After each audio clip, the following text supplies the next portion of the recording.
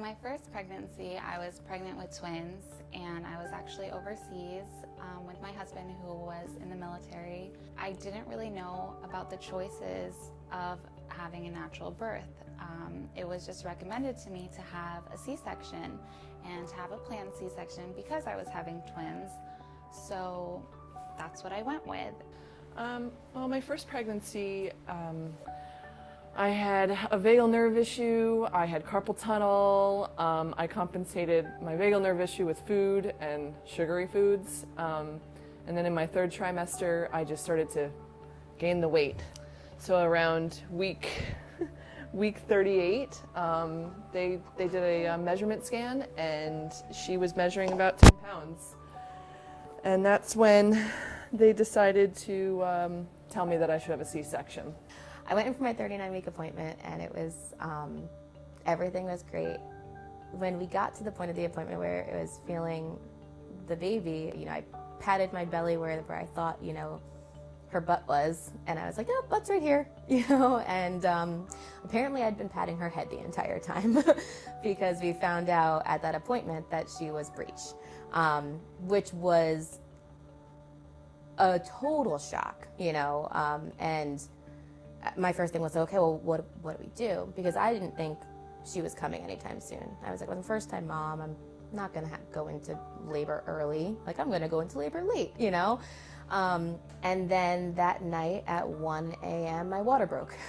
So we were on a path that we were not anticipating being on, and quite frankly, weren't really prepared for. I knew we were headed to the hospital, and we were most likely headed to the OR. My labor with my first child was a little odd. It started, I had back pains on and off for about a week.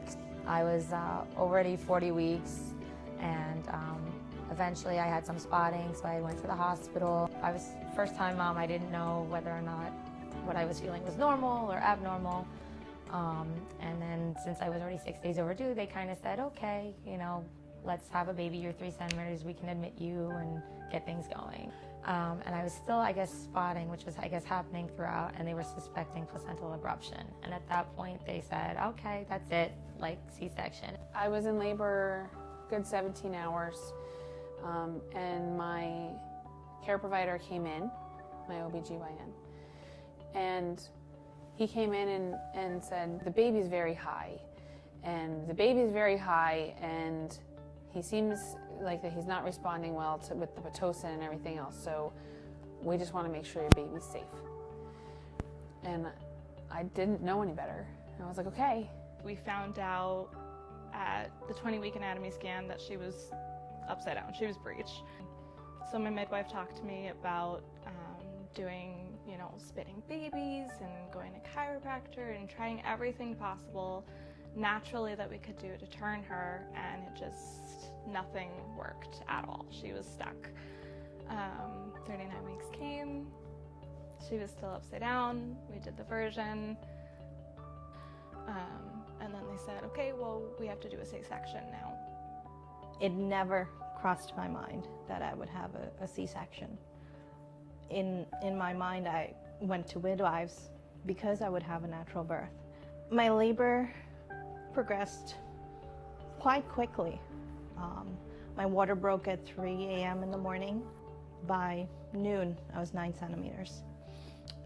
Got to the hospital, labor didn't stop, continued to progress, got in the tub, got back out of the tub, and I think that's when we started to wonder, okay, when we started pushing and nothing was happening. When I say every position was tried, by 5 p.m., it started to look like, is this baby going to come? Because I had been fully dilated for over 5 hours and pushing. It wasn't happening. I was determined I'm not having a C-section. And then when my midwife said, you have to think about it, it was devastating.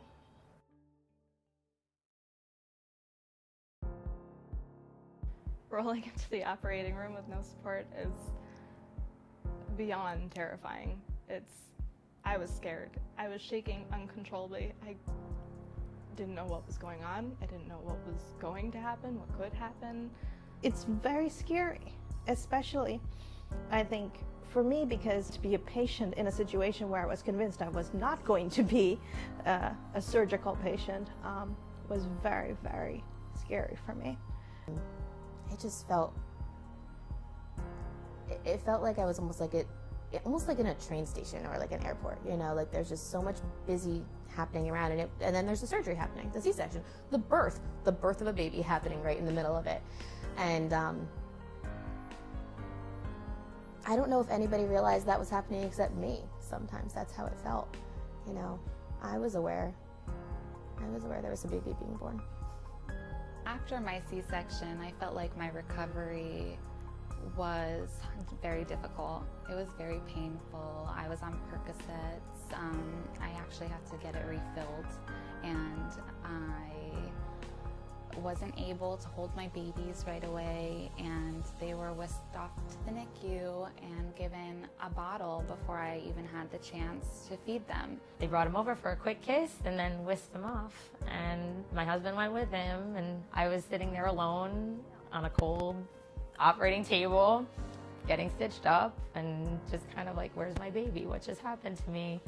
I kind of was left alone and sad, just sad, yeah. Yeah. I saw him for about a minute. My mother, my mother-in-law, my husband all held him. And they all held him for significantly longer than I did before, and he was just born. You know, and I never even got to hold him yet. And so I felt gypped of his first moments. You hear these stories about as soon as your baby's born, it's this connection, and that definitely didn't happen for me. It was just very disjointed, and it didn't feel natural in that sense. I kind of went through a lot of different emotions.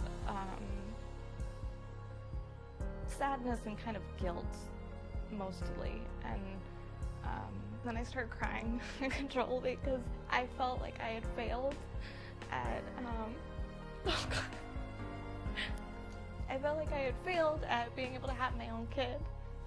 It was really difficult for me to process my C-section afterwards because I was dealing with the rest of the feelings that I had about just how it happened and how I didn't feel like I actually gave birth, that I just had a baby. I learned very quickly that I had to be careful who I talked to about it. Most of the responses that I got were, you know, it's not a big deal. Oh, you had a C-section. It's a huge deal for the person who it's happening to. I never felt good about it. I never felt really okay. Every time I mentioned how I felt, I was met with the reaction of, at the end of the day, the only thing that really matters is that he's healthy and I'm healthy. And I almost resented myself for feeling that way.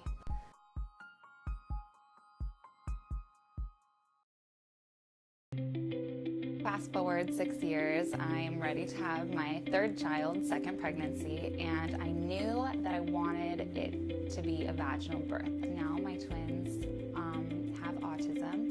I can't help but think back on some of the choices I made during pregnancy and how they've developed to see what I could have done differently. There are so many things that we don't think contribute to our health that really do. I didn't want to put my new baby coming into the world at any risk. I automatically planned a Vbac when I got pregnant with my second child. There was no way in my mind that I was going through another C-section.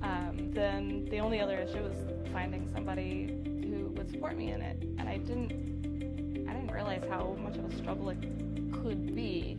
It was my first appointment with the OB when they wanted to schedule the C-section immediately. And I said, no, that's not what I want. If we have to get to a C-section, then we will. But I wanted to go through this thinking and trying to have the Vbac So they were all for it, and then it was the 21-week appointment where they went over the measurements of the baby, and he had a big head.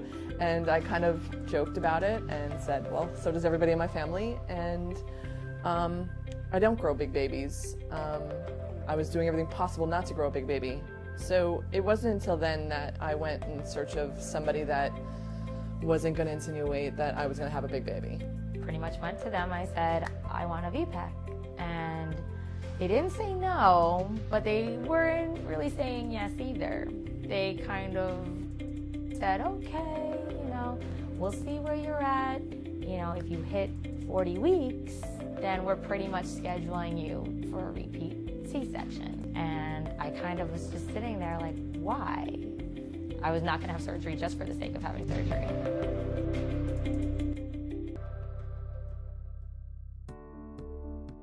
Going into the actual labor, it was hot and heavy. I woke up and felt very uncomfortable.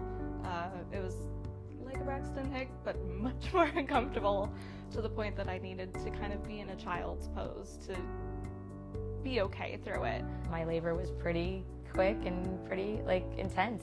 Every 3 minutes, boom, boom, boom. I felt it everywhere. It was so exciting to me to feel that, because I hadn't felt it with my daughter. I remember at one point feeling, that ring of fire sensation that everybody would tell you about, and I remember reaching down to feel what was going on, and I felt his little hand come up. I was like, oh my gosh! Within, I think 5 minutes before he came out, my water broke, and I felt that was insane to feel, and then out he came, and I was just, oh my God, like, my baby. It was a long 3 hours of pushing. Just before 6 o'clock in the morning, I gave one last push, and he flew out. He really did. He was 6'14", so he was a tiny little guy. So I didn't grow big babies. I did it, and I would do it all over again. Yeah. All the pain was gone. Everything that I had felt was gone. It was just pure happiness that I had birthed my child, and he was actually here and in my hands. It meant so much to me that I could bring him in this world without being overloaded with medications or anything that might harm him. It's very, very interesting to me that in this day and age, people still do not understand that less medicine is better. Less interventions is better. The midwifery model of care is proven to work. A lot of moms just don't even know that they can have a vaginal birth after a C-section. And you're just given the one option, which is actually worse than the vaginal birth that you were born to be able to do. And thank God we have C-sections for people who may need them, but the majority of pregnant women can give birth naturally. It's important that people know that they have those choices and that their voices matter, whether it be beforehand, during, or after. And people should listen. 13 years ago, I had my first child via cesarean section. And since then, I have had 3 all-natural vaginal deliveries, and hopefully a 4th. That's what we're praying for. And if I can do it, anybody can do it. And if I had had all cesareans, I may not have even had this baby, because that would have been determined by someone else. And this one's determined by God.